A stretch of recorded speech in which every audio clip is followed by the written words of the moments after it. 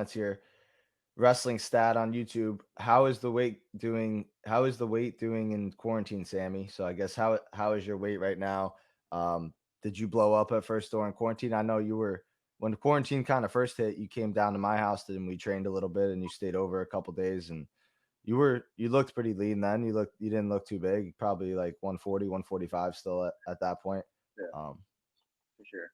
I think I put on about 10 pounds since then. More or less. I think 7, 8, 9 pounds, but I don't think it's I don't think it's my true weight by any means. yeah, yeah, But I would say I'm walking around 150, 153 at the moment. nice.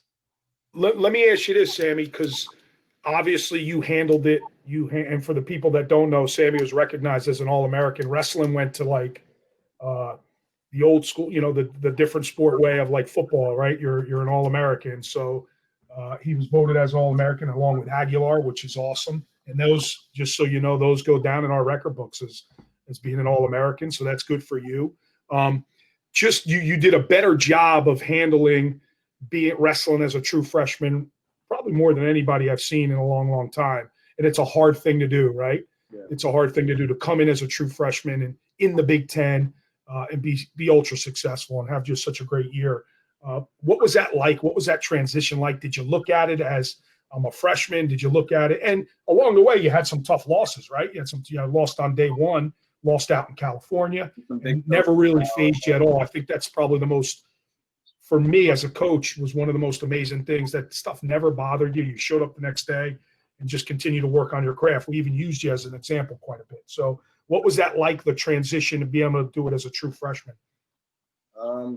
I think in the moment, while I was in the process, I wasn't really looking at it from that point of view. It was more of like, in the moment, I was trying to grind through it. I was trying to figure it out day in and day out. And, it was always a new obstacle, especially coming in every day. More than competition, just new obstacles daily, working out, those barriers you're getting through. But for me, I think it was about just living in the moment and kind of trying to establish myself before my head went anywhere else. Like when I came to college, it's about establishing my flag, and then I could build from there. It's not.